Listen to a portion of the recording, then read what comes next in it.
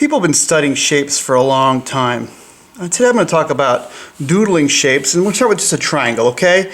And we think about this flat triangle shape, and if I want to make it three-dimensional, the obvious thing I can do is I can add another leg here, add a leg, and make what we call a pyramid, right? And this kind of pyramid is called a four-sider or a tetrahedron, which is one of the more important forms in the universe, and I'll tell you why in a second. But this is a tetrahedron, okay? If I look at an aerial view of this tetrahedron, if I'm in a helicopter looking up above, I can see it looks like this. I can make an aerial view of an Egyptian pyramid, which has a square base. It looks like that. So this would be an Egyptian pyramid. I just make an isometric view of its base, parallel, parallel, parallel, parallel. Find the middle here, draw up a line like that, and then connect that plumb line. I'll do it again. Parallel, parallel, parallel, parallel. Draw a little X to find the middle. Go up and then connect this. And let's say draw a pyramid, okay? So look what I did. I had an extra side here. I can make a pentagonal pyramid, and I could keep adding sides. Okay? Plumb line, come up like this. And as I keep adding more and more and more sides, something's happening to this pyramid. It's turning into something else. Let's add 50 sides. I'll just kind of just suggest them in here like this, right? And there's so many sides you can't even tune into them after a while. They just become like little bevel lines, right? And of course, this is turning into what we would call a cone, right? A cone is really kind of an ideal. Just like the circle, I should have started with the circle. Here's my first polygon.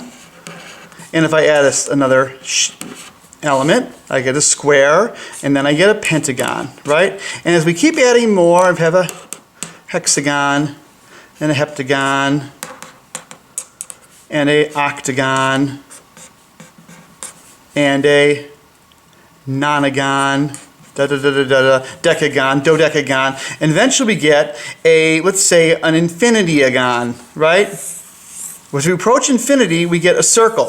If we take a super duper microscope and get really close to an infinityagon, we keep sending an infinity amount of edges. It goes on forever, but that's impossible, right? So, because we've never discovered really infinity. So we'll just say it has an infinite amount of size, so we call it a circle. So a circle is an ideal, right? Like infinity is an ideal. And if we give the cone an infinite, the pyramid, an infinite amount of sides, so many sides we can't tune into it, it blurs out, it becomes the cone. Infinite circle, infinite amount of sides, infinite cone. So the cone is an ideal. And that's so pyramid moves to cone. And then we have something else. We have the prism. The prism has a polygonal back and front, and it always has sides that are either rectangles or squares. So we have a triangular prism. Okay, it's drawn like this. Triangle, triangle, connect the sides, dun dun dun, right? Or square, square, connect the sides like a mailbox, right? So prisms move from, if we add the polygons like we did in the beginning here, pentagonal,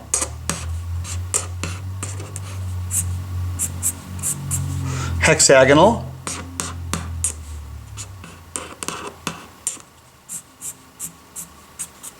right, to indeterminate number of sides.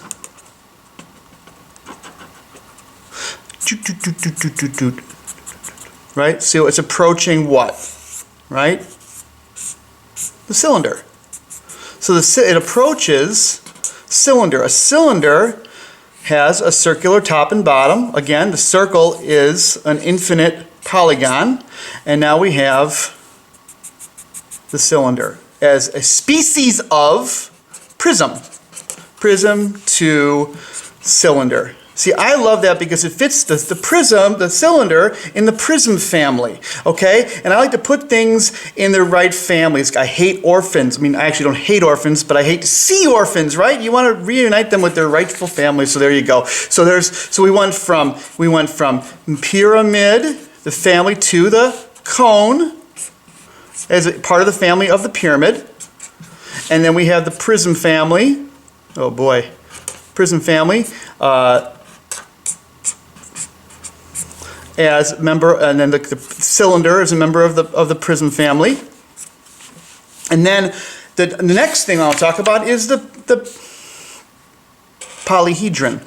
A tetrahedron is a polyhedron, which means a polyhedron, which means a many-sided object with multiple sides, right? Poly, many. And then we can, let's say we want to add more sides, right? So let's make it we'll do the platonic solids, the Plato's regular solids. He called them, there's 5. We did the 4-sider, which is the tetrahedron. And now we'll go to the 6-sider, which is the hexahedron, which is a prism, which I love. It's awesome, right? The cube, right? So that's a 6-sider. That's the hexahedron. And then let's move down and have 8 sides. So the 8-sider, we can draw the hexagon here and go like this. That's basically a pyramid, an Egyptian pyramid on the top, and then a mirror reflection of it down here. That's an octahedron. And then 2 more platonic solids, they call them, are the Leonardo's favorite, the dodeca. Dodeca means 12. Hedron, sided, or cider. So the dodecahedron, you're only seeing half of it, of course, there. And then you have the icosahedron, which is 20 triangles that go around, right? So that's an icosahedron. And so we keep moving. Now, what if we wanted to add more? What if we want to make it a truncated, where we chop the tips off of this icosahedron? We're going to get what's called a buckyball, or a truncated icosahedron. Where you have pentagons surrounded by 5 hexagons, and then again and again, so you get a soccer ball, right? So what are we getting close to?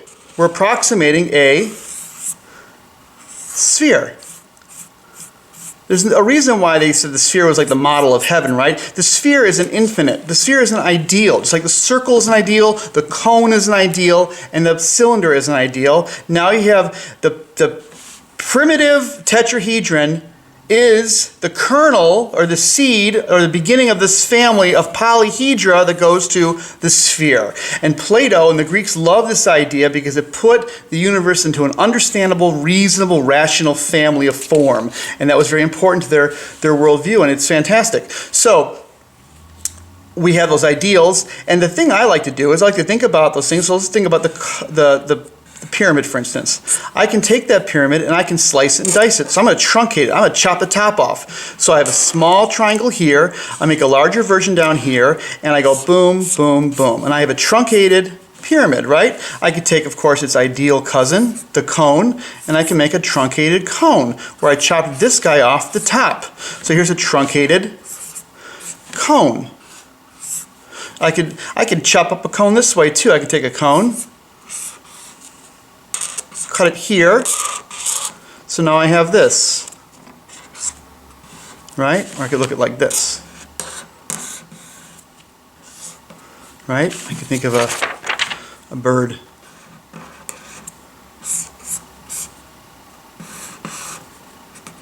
A bird beak is kind of like 2 conic sections, right?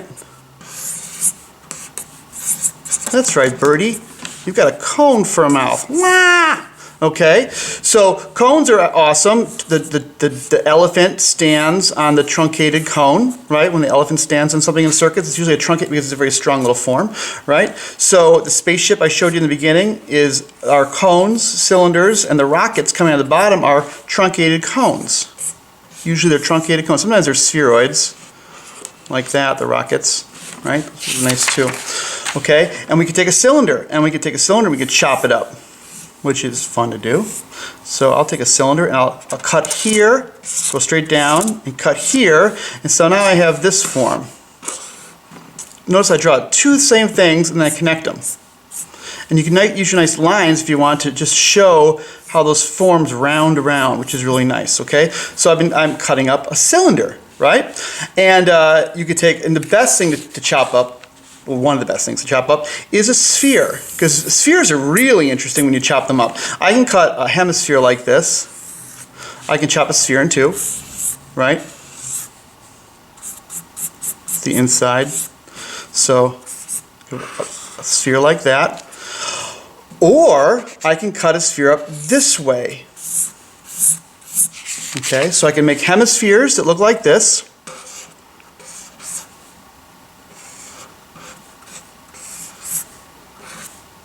A little cheese guy here.